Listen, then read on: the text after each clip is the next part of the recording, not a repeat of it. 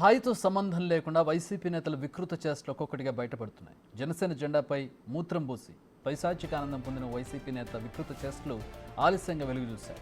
కృష్ణా జిల్లా అగిరిపల్లి మండలానికి చెందిన విజయవాడ హర్ష అనే వైసీపీ నాయకుడు సెప్టెంబర్ 2న పవన్ కళ్యాణ్ పుట్టినరోజు నాడు అగిరిపల్లి ఉపాధ్యక్షుడు ముక్కు మహేష్ కారుపై ఉన్న జనసేన పార్టీ జెండాపై మూత్రం పోశాడు.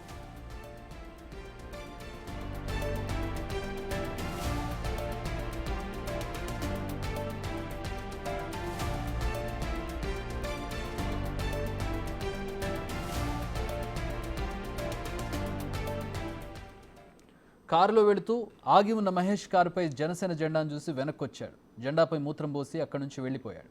ఈ దృశ్యాలు అక్కడున్న సీసీ కెమెరాలో రికార్డ్ అయ్యాయి. దీంతో ముక్కు మహేష్ సాక్ష్యాధారాలతో పోలీసులకు ఫిర్యాదు చేశారు.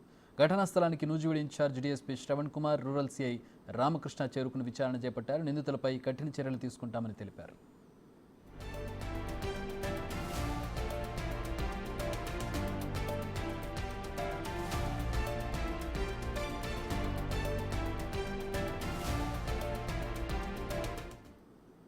రైట్, మా ప్రతినిధి శివ జాయిన్ అవుతున్నారు. శివ, ఒక పైశాచిక ఆనందం కనపడుతుంది ఆ దృశ్యాల్లో.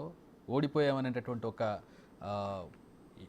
జలసి, ఒక రకమైనటువంటి కడుపు మంటతో ఆ చర్యలకు పాల్పడ్డట్టుగా తెలుస్తోంది. ఏదేమైనా కూడా ఇది కరెక్ట్ పని కాదనేది మాత్రం తెలుస్తోంది. సో ఏంటి, ఎట్లాంటి సెక్షన్ల కింద కేసు నమోదు చేశారు?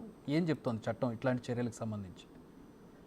చక్రి మొత్తం మీద చూసుకుంటే కనుక పవన్ కళ్యాణ్ పుట్టినరోజు వేడుకల సందర్భంగా జనసేన పార్టీ జెండాపై వైసీపీ నాయకుడు మూత్రం పోసిన సంఘటన ఇప్పుడు సభ్య సమాజం తలదించుకునేలాగా వ్యవహరిస్తూ ఉంది. ముఖ్యంగా వైఎస్ఆర్సీపీ నేతలు ముఖ్యంగా వ్యవహరిస్తున్న తీరు మాత్రం అటు ఆ పార్టీ నేతలతో పాటు మిగిలిన పార్టీ నేతలు కూడా ఆకర్షించుకునే పరిస్థితి కనిపిస్తా ఉంది. అయితే జన్మదిన వేడుకలు ముగించుకొని అర్ధరాత్రి 12 గంటల సమయంలో ఇంటికి వెళ్తున్న సమయంలో కూడా ఆగిరిపల్లి మండలానికి చెందిన బెజవాడ హర్ష అనే వ్యక్తి ఈ ఘటనకు పాల్పడ్డట్టు కూడా కొంతమంది సీసీ ఫుటేజ్ ద్వారా గుర్తించారు. అయితే ఆగిరిపల్లి మండల ఉపాధ్యక్షుడు మహేష్ కు సంబంధించిన వీరిద్దరి మధ్య గొడవ ఉన్నట్లు కూడా గుర్తించారు. అయితే వీరిద్దరి మధ్య ఉన్న గొడవకి మాత్రం అతను ఈ రకంగా చేయడం ఎంతవరకు సమంజసం అనేది కూడా ఇప్పుడు చర్చ జరుగుతుంది.